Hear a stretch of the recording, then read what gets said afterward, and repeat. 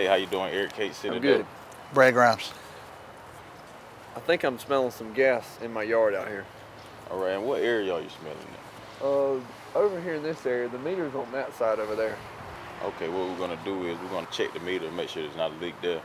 Okay. Then we'll locate the line out and put down a couple holes just to check on the ground to make sure you don't have a leak. We'll check each corner of your house. If you could, just stay on the porch. Okay. If you think you have a gas leak, we're on call 24 hours a day, 7 days a week. Call us at 478-277-5048.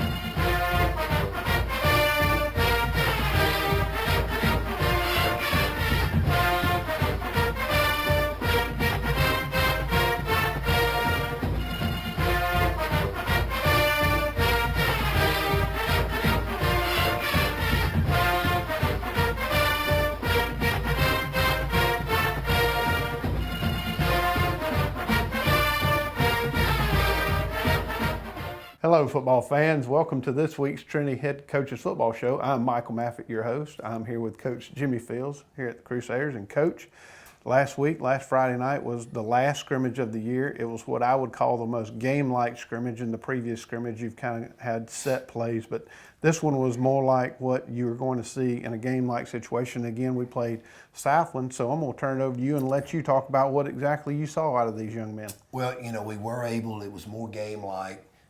We had a first group and a second group. It wasn't really first string and second string. We just have a first group, and with that first group of offense and defense, those who came out to the Cleveland saw last Thursday night, our coaches weren't on the field. We had a regular set of officials, so when we were on offense, we were getting the play in, whether it be by signal or sending the play in. Same thing defensively. So that was something new for our coaches, for our players, and we needed that. The new rule, there's a new high school rule this year to where it's very similar to the NFL and the college rule, to where once the ball is marked dead, for example, once the offense, the play's blown dead, either the runner's tackle, there's an incomplete pass, the clock will start right then, and it'll be a 40-second clock. Right. A 40-second clock by the back judge will start right then, and you'll have 40 seconds to get your playoff. Now, what we've done I reckon for hundreds of years in high school football, they did not start that clock, and it was a 25-second clock, but they would start it when the ball was, the line judge and the umpire would mark that ball ready for play, right, which could take a little bit longer. You can imagine getting the ball back to the line of scrimmage or wherever it was marked. So this will, the intent is to keep the game moving along, which is a good idea. However, early on in the season, and certainly we needed the scrimmage from an offensive standpoint to have Coach Sinkbell and the offensive staff to get used to getting the play in to make sure. To my recollection, we didn't have a problem with that. We were able to get the play into our offense. Now we had, a bazillion execution, and alignment, whether it be offensively or defensively. But that was a big help for us. Now the second group that we had, and there was a mix.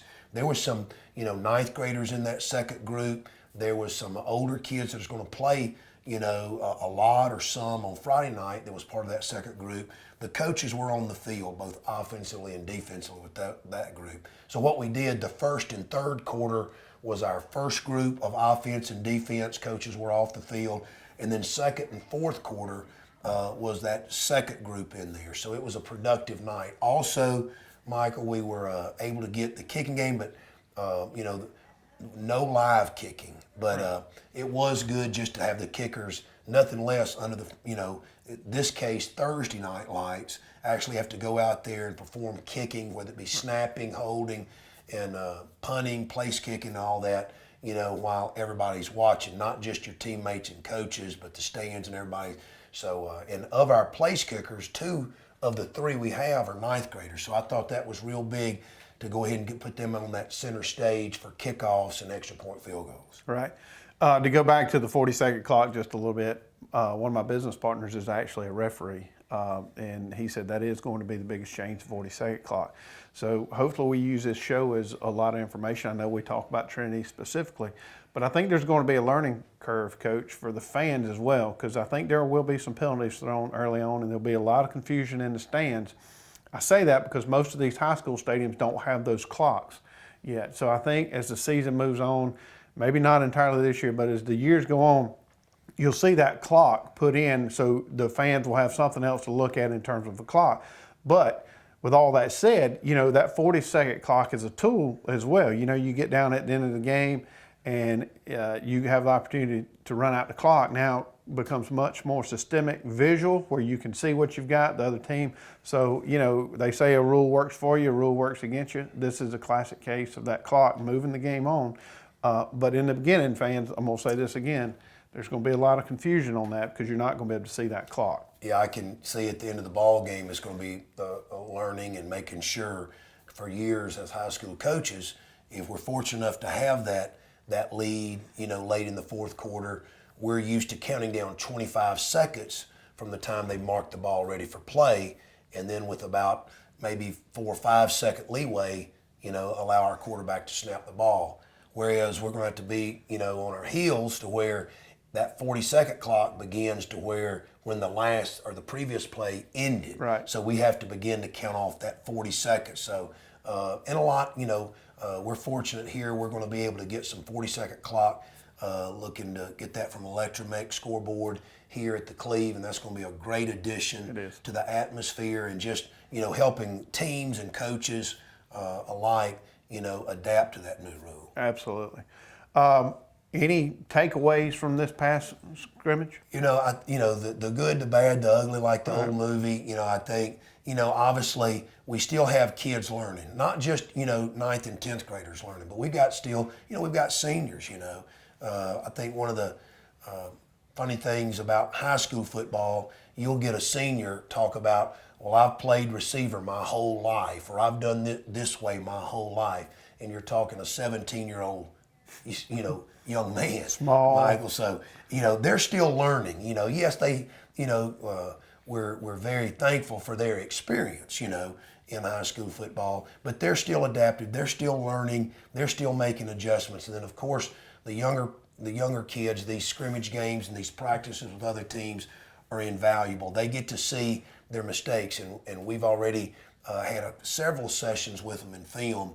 And most of our Trinity fans don't know about our TV 35 audience. Huddle, is something that's very valuable that high school coaches now for probably seems like the last 10 years have used. And that's where the game film is put on a team website to where these kids can go online and view the film and actually get messages and corrections, without ever sitting down with the coach. But of course, there's no substitute for that one-on-one teaching. So we still bring our kids in with our coaches. We'll do it during the season, on Sunday afternoons at 4 o'clock, bring in the entire team, and then we'll have another opportunity on Monday morning to do it with our older kids. But getting these scrimmages on film, being able to show and point out corrections. But the takeaways from a physical standpoint, I'm encouraged, Michael. Even before we went into these practices and these scrimmages and put on the pads, I was very encouraged with our work ethic, with what happened and occurred in the conditioning program and in the strength program over the summer, and the way these kids bought into that. And the last 2 or 3 weeks here in full pads, you got to be physical. And we still have a ways to go there, but I think our kids are on the right track of wanting to be physical, of wanting to play a very physical, style of football and getting after it. We still got a ways to go, but I'm encouraged, and I think we're where we need to be. We need to play a full game. Right. Scrimmage time is over. That's right. Back to your comments about huddle. I've been around several of your kids lately, and they're buried in their phone, and I'll say, what are you doing, guys? And they're over there watching huddle. So, they're using it for teaching purposes. I think they like watching themselves play, and a picture is truly worth 1,000 words. It's something that you and I didn't grow up on. Technology is a good thing. So we're going to take a break. We're going to say thank you to our sponsors, and we'll come back. We'll talk about the game next week. Portions of this program are brought to you by Bailey's Custom Flooring. Treat your home or business to a makeover today with Bailey Custom Flooring, a proven contractor of commercial and residential coverings. Bailey Custom Flooring, locally owned and operated by Bill Bailey, offering floor covering sales and installation. For more information, call 290-6084. Dublin Ford Lincoln's favorite part about serving our community is all of the wonderful friendships that we build. And Ty Martinez is one of those friends. I asked for a truck and I couldn't ask for anything better. I mean, when he got the truck, it was exactly what I wanted. And they went. I think this one came from Tennessee. Got out of town and brought it to me. Oh, come Dublin Ford. Check them out before you check anybody else out. Others call you customers, we call you friends. That's Dublin Ford Lincoln. Lawrence County's leader in hometown banking is Farmers State Bank. From our customer service professionals to our mortgage specialist or any of our professional lenders, we're committed to making banking as easy as FSB. Farmers State Bank, with locations in Dublin and Cadwell, member FDIC, and an equal housing lender. Stop by today and find out why we make banking as easy as FSB. All right, welcome back, fans. Again, I'm Michael Maffitt here with Coach Jimmy Fields. And Coach, it's game week. This is what you've been waiting on. You guys started last year right after the season ended. They hit the weight rooms. They went through summer workouts, which I know we've talked about on this program. Were very, very positive. We've gone through 3 scrimmage games, but this is it. This is the one we've been waiting on. Brentwood Eagles. That's right. You're actually, both in the GISA and GHSA, this is officially week 1. A lot of our area schools, we know West and East Lawrence as well as Dublin, started week 0. Not all teams do that. We, of course, chose to play a scrimmage game last week, but we're certainly excited to enter our regular season now. We've got a couple of non-region games. Brentwood School Eagles certainly is a very tough opponent. Burt Brown, the tradition they have at Brentwood. The Trinity family is no stranger to Brentwood. There's a good, healthy rivalry, whether it be football, baseball, basketball, and in our sports programs. We're not too far apart. A lot of these kids have played summer ball, baseball, basketball, different things, and know each other. A very good, healthy rivalry. There'll be a great atmosphere, and we're, again, like some of our practices and scrimmages, it's on a Thursday. And, Adam Lord, their athletic director, as well as Burt Brown, their head football coach, proposed to do this. Of course, our administration, Mr. Cooey, Krista Meadows, Aaron George, thought it was a great idea, as well as I do, to start on a Thursday. And, there's no other mini varsity games around on Thursday, so we'll be the main event up in Sandersville. Come out and watch this Thursday night, August the 29th. But again, a very tough, formidable opponent. Right. I guess ESPN made all the game weeks very marketable. There's a name for everyone. This is the first time I think I've heard week 0, and we saw that with the Florida-Miami game. So we've certainly progressed from week 0 to week 1. Now, Brentwood, Coach, they started in week 0. They played a little team from, a team from Gwinnett that just started up, and that's what I meant to say, just started up a few years ago. They had to travel up there and played a 4:00 game. So, you scrimmaged against Southland. They had a week 1 game against a relatively new school. Yeah. Notre Dame Academy is a school in Gwinnett County. Coach Brendan Booth has started that program about 3 years ago. So this is the 2nd year they played Brentwood, the 3rd year they've had their football program. And, of course, Brentwood, I think the final score was 50-0. But Notre Dame's building their football program. But Brentwood is a very explosive team that's got a good group of juniors and seniors that are returning. We were very fortunate. We were able last year to build an early lead, but Brentwood, it's no surprise how they played. They could have kind of went away, but they didn't. Their kids fought and fought and fought, even when they had a lot of adversity last year here at the Cleve last August. And but they fought back. They actually tied the score up, and you know, our kids had to make a late score to even pull out the victory last year. So we expect a very tough, hard-fought game. They're very physical, running the odd man front. Coach Adam Lord, I think, is working with their defense. Burt Brown, the head coach, and is known for a tough style and a very creative wing tee guy and knows what he's doing there. So whether it's special teams, offense, or defense, they'll be well coached. They've got some scrimmages and now a full game under their belt, and it's going to be a tough opponent, a big challenge for us in Sandersville this Thursday night. Good deal. Well, as Coach alluded to a little earlier, it's not far from here. We have a new bridge here in Lawrence County. It's about a 35-minute ride from the school here. So I know a lot of you may not have anything to do because Dublin, West Lawrence, East Lawrence are playing on Friday, so we certainly would love for you to come over to Sandersville. Coach, when we come back, we're going to take another break, say thanks to our sponsor. But when we come back, we're going to do something a little different. We're going to talk about the seniors and what they mean to you and this football team and take it from there. So we'll be right back. Hi, I'm Dr. Dustin Gay. I'm a local orthopedic surgeon with Houston Clinic Orthopedics, and we'd really like to invite everybody to come out to our new office facility to take a look at it. It's a larger space with physical therapy, and we're just excited to have it, and we'd love for people to come out and visit us. Come by and see us today at our brand new location, the Houston Clinic, Medical Drive in Dublin. Slip into fun all summer long at the Southern Pines Water Park. Open Monday through Friday 10 till 6, Saturday and Sunday 8 till 6. The weather is hot, so cool off today in the lazy river, the splash pool, or the 6-lane lap pool, or squill into fun with the 20-foot water slide. Grab the kids, grab the family, and head on out to the Southern Pines Water Park in Dublin. With Georgia Farm Bureau Insurance, I can get auto, home, life, even banking all in one place. Pretty convenient if you ask me. Always the home team, Georgia Farm Bureau Insurance.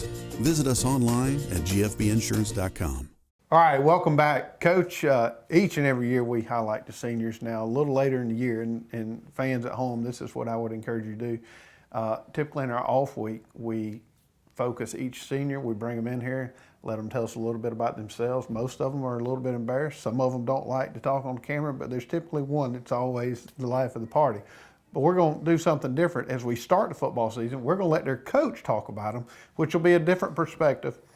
He sees them in a different light each and every week. Yeah, very proud of this group of 11 seniors, and I've got my list down here written. I might look down at it, but these guys are kind of etched in your memory for a lifetime. I've seen guys I've had the opportunity to coach through the years, and I may not remember a name, but I remember a number. Right. And may not remember what I ate for breakfast this morning, but I'm gonna remember the number of that kid 5 years ago or 15 years ago. But start with David Coleman, number 7, returning quarterback, and David's been a great leader for us, and it's kind of fun. He's got his younger brother Jim playing with him, so that's pretty special. We've had that in the past, brother relationships there, and we'll have a few more here in the future. Right. Number 12, Walker Payne, outstanding receiver, outstanding defensive back, and both he and David, as well as a lot of these seniors, not just football, but multi-sport athletes here at Trinity. Right. And, Walker's probably around the state, the returning 400-meter state champion. So looking for big things for him. Number 77, Peyton Howard, our center, defensive end, a vocal leader. One that, and I say that, he leads by example, right. Not just vocal leader, but he takes initiative and not just the last 2 or 3 weeks of the preseason, but back even in the winter workouts and the spring workouts and certainly during the summer workouts. Number 70, Carson Kite. Carson came here as a sophomore and moved over. I think he was going to East Lawrence at the time. But Carson's had a great, going now into his 3rd year, playing football and baseball, and offensive tackle, has played some offensive guard, will play both defensive tackle and some defensive end as well. Another senior, number 55, Raines McMichael. And Raines I believe I'm right in saying that he's been in here since kindergarten. He has. So Raines plays defensive line, both defensive tackle, defensive nose guard, and will play some offensive tackle. Again, a great spiritual leader. Is very involved in his church group, youth group, and very vocal spiritual leader for us, and very proud of what he does for us on and off the field. Number 51, Evan Bryan. Been with us for 4 years. Again, like Raines and a lot of these, been here since kindergarten. Plays offensive guard, defensive end. Now, Evan is not, a 200 or 250 pound guy, but he got on the playing field last year because he earned it. He's a 150, 160 pound guy, but very tough, hard-nosed player, and almost a throwback, when you see him playing offensive guard. And we're not the only one, but we've got, guys like Evan Bryan, irregardless of 160 pounds, he brings everything. So Evan does a great job for us. Number 72, Sam Parada. Sam has been with us now going into his second year, coming over from West Laurens, and Kagan McLean did a great job with him over there at West Laurens. So we're very fortunate to have Sam over here with us and playing offensive tackle, defensive tackle for us. And we expect big things from him this year.